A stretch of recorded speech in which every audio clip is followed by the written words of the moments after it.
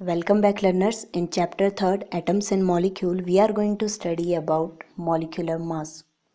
We can define molecular mass as the average mass of a molecule of a substance that is expressed in atomic mass unit. For simplification you can even say the molecular mass of a substance is the sum of atomic mass of all atoms in a molecule of the substance. Now you know that the unit used to express molecular mass is atomic mass unit, otherwise you can say unified mass, just because we now know that IUPAC has changed the name. Now we will observe some of the example and we will find out how to calculate this molecular mass. Here in example 3.1, first of all we have to calculate the relative molecular mass of water and then that of the HNO3, that is the nitric acid. So students, to calculate molecular mass of water, first requirement is you must know the chemical formula and that is H2O. Now the atomic mass of hydrogen atom is 1U and that of oxygen atom is 16U.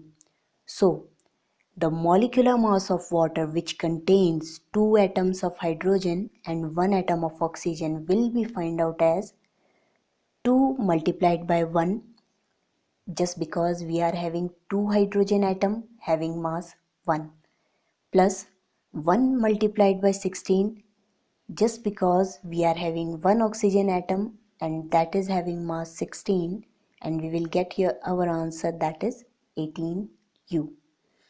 Now similarly we will find out the mass of HNO3. Here on your screen you can see that in one molecule of HNO3 you are having 1 hydrogen atom, 1 nitrogen atom and 3 atoms of oxygen. So we will add atomic mass of hydrogen, atomic mass of 1 nitrogen atom and 3 multiplied atomic mass of oxygen, just because we are having here 3 oxygen atoms. So we will get 1 plus 14 plus 48 equals 63U. That's our answer. The next topic is formula mass. Students, for any compound such as sodium chloride, there is no discrete individual molecule. Instead, there are the aggregates represented by formula type. Let me write it on your screen. It's A plus P negative, that's the cation and anion, and N. So solid sodium chloride is represented by the formula Na positive Cl negative N, or for simplification you can just say NaClN.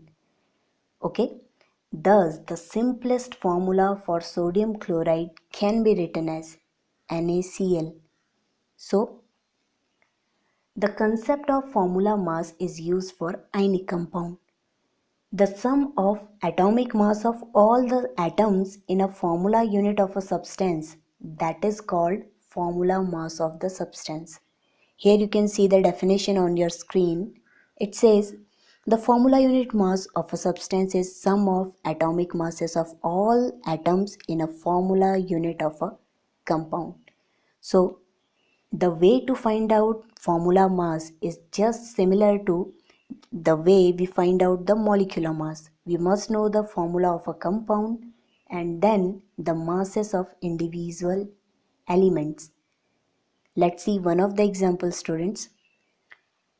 On your screen here, example 3.2, you have to calculate formula mass for calcium chloride.